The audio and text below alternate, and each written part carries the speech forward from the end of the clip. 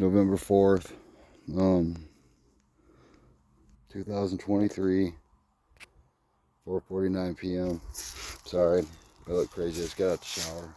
So, after posting the video I posted last night, I mean, obviously, when somebody hears noises outside their house, they're going to go out and check it out, right? So I come outside the house last night, seen someone on the neighbor's property across the street. It was 1, 2 in the morning, 12, I don't know what it was, but it was awfully odd, you know. It just so happened everybody had their outside lights shut off except for us and the people directly across the street, which is weird, you know, considering all the stuff that's been going on around here, down at the cemetery, down the road, and our house. And this is the third time the cops been out here. I told him, man, I told him exactly what it was. I said, listen, I said, I'm going to tell you, I'm a targeted individual. I'm going to tell you how I know why for a fact, and nobody can dispute it with me.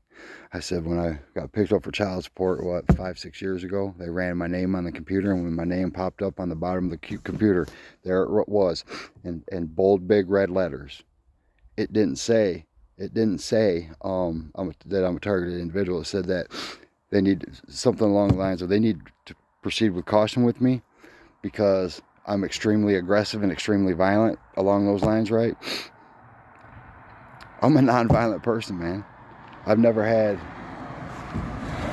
problems with the cops like that. And I'm the first one to tell you, man, when the cops come messing with me, man, first thing I'm doing is throwing my hands up. I'm getting down because there ain't no fucking way I'm going to do anything stupid for the cops to beat me up, because anybody that's in that situation is going to lose every single time, and I'm not doing it.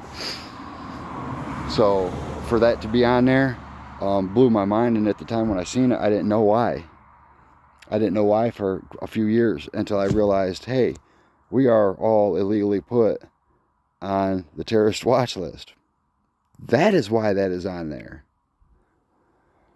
So yeah, obviously I was frustrated, you know, and I made sure I told him my frustrations weren't with him. But the bottom line is this: we got an 18-month and a 10-year-old, and people want to come outside of our house and bang on the back door, knock on the front of the house where the little girl's sleeping and stuff like that. And I flat out told him, I said, look, I said, the next thing I'm gonna do is I'm gonna get me a firearm. I'm gonna start shooting rounds off.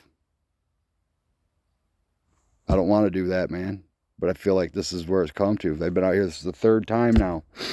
The third time. And to make it even worse, to make it even crazier, listen to this. So I call, and I got everything documented. I call off my phone 7 times. 7 times. Go get my girlfriend's phone, call 1 time, goes right through. Goes right through. But I called off my phone 7 times. So that tells me right there, that's their way of saying, don't call us.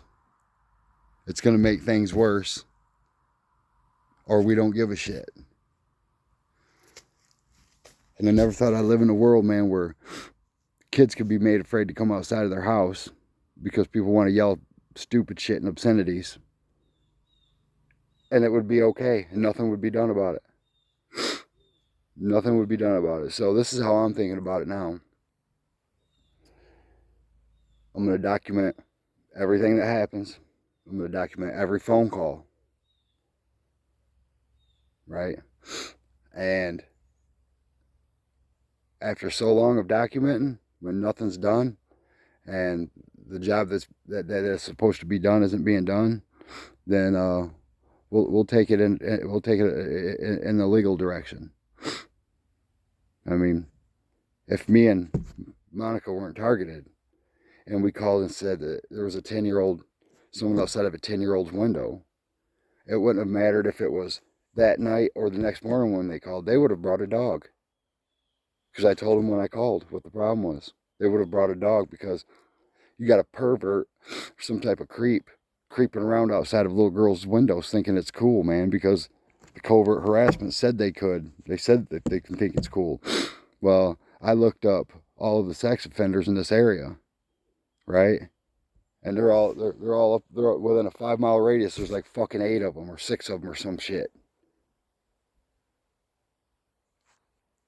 someone outside the bedroom window, I ain't supposed to be concerned, and they're fucking up and down this fucking road we live on. But yet no action's being taken, going and questioning them. It blows my mind, man. Let's just give pedophiles the right of way to run and do whatever they want, right? Anyways, man. And it's disturbing because, you know, I've heard female targeted individuals say they've been called pedophiles. I've heard, you know, dudes say they've been called pedophiles, this, that, and the other. And they all push the same false narrative or similar to narratives on all of us, right?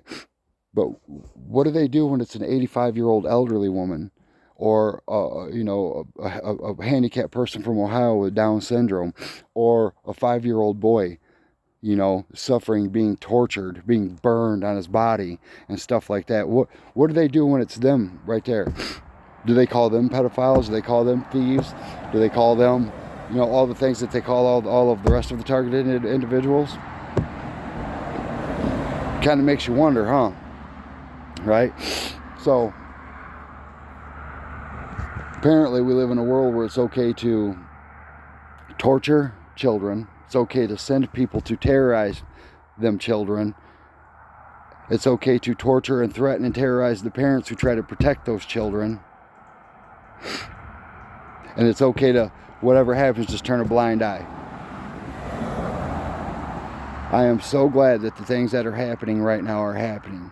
You know, I just read out an article about Dr. Michael Hoffer, the University of Miami, right? About how he was, he's an ex-military, but he was the one who initially seen the Havana syndrome victims in Cuba and then back in Miami. And he's also the only doctor that is taking on targeted individuals. Oh, I can't say that because there's been two other doctors in the last month or so that have finally diagnosed their patients with acquired neurosensory dysfunction. They might be changing the name of that now, but that's what they called it when they diagnosed the Havana syndrome people. It's the same way. And here's another thing. So when it happened to the Havana syndrome victims, they were incapacitated, literally. Irreversible brain damage, man. They had to be taken to hospitals. They couldn't communicate. They couldn't walk. They lost their balance. It messed with them that bad. And my V2K tells me every day that if they are told to stop this because of the things that are being pursued legally and from Europe and targeted justice and everything else that's going on right now, that we all will be incapacitated too with irreversible brain damage. I hear that every day from my V2K. Every single day. Every single day. And when I was at work, and I'm thinking about V2K, they're in my head telling me that, making it sound like the the people who do the targeting are targeted justice. They were in my head trying to either convince me that or convincing everybody around me of that, which is a crock of shit. Whatever, man. But a couple months ago, or about a month ago, I read an article about there was a lawsuit in Thailand, right, over targeting. I didn't get much from the article. I mean, I'm pretty sure I got sidetracked and just didn't get back to finish reading it. Well, I see a guy posted on Facebook yesterday or a couple days ago talking about Thailand and how Thailand won their lawsuit and all their targeting stopped. And I was like, I asked him, how do you know, I said, I heard about this, but, you know, what were the details? He said, honestly, he said, they won their lawsuit and now their Facebook pages or their targeting Facebook pages and all of that, they're gone off Facebook now. So I don't have no reason not to believe that, because I had started to read the article about it beforehand, but I just never got to finish it. And my point to saying that is if Thailand can make this stop, man, we are more than capable of making this stop. That's why they keep us broke. That's why they keep us separated. That's why they vandalize our vehicles, so we don't have the means necessary financially or mobile wise to be able to come together physically. And then on top of it, they send these perps into these Facebook groups to throw out so much misinformation. And a lot of people take this misinformation and they run with it. So when they talk about it, they just sound absolutely, I mean, out there. And you know, I understand everybody has their own opinion, and everybody has, you know, their own idea of what's going on, and that's fine. But what that does is that causes the targeted individuals amongst each other to fight and argue and call each other names and prevent us from coming together as one, right? And the big picture should be, we all are experiencing the exact same things. We all are being tortured. We're all being gaslit in a way that's freaking ridiculous. So what better way than to keep that happening than to start a fight within a group of people, just like our federal government does with black people, white people, Hispanic people, Muslims, Christians, Catholics. It's the exact same tactic, just inside the targeted individual, as you could say, community. But it doesn't matter where you're from around the world. You could be from Germany, you could be from wherever, somewhere in Asia, Canada, Mexico, somewhere in South America, and all of our experiences are exactly identical. But yet we've never met and we've never hung out. So it's impossible for all those people to be forced to live the exact same life in the exact same way. And thankfully, all of that's coming to a head right now. And it might take a little bit longer, man. But doctors are starting to pay attention to this.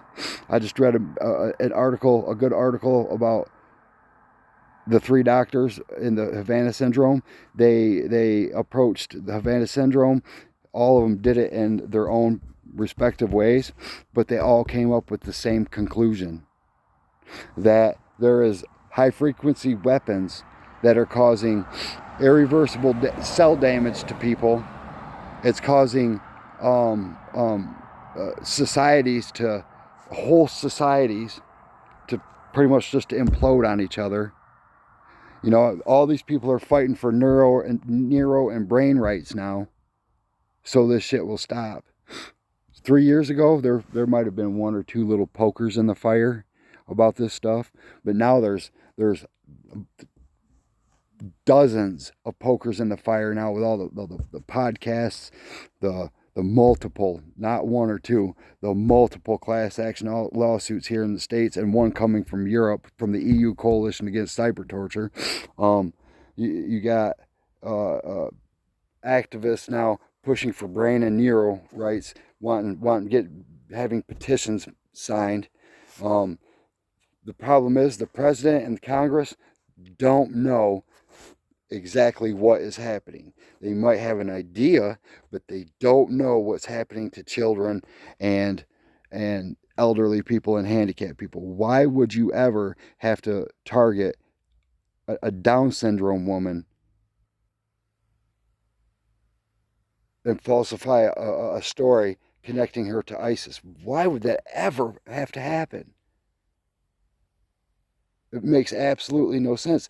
And from my understanding, it's medically impossible for Down syndrome people to be schizophrenic. So the voices that Down syndrome person is hearing, that's definitely V2K. And then on top of it, anybody that's over, anybody that's past their 20s, from my understanding, it's impossible to become schizophrenic if you're 29 or older. From what I understand, it's a medical impossibility. So where are all these voices coming from? What about all these mass shooters that are putting out videos explaining the technology that's being used on them, and they're just going and killing people?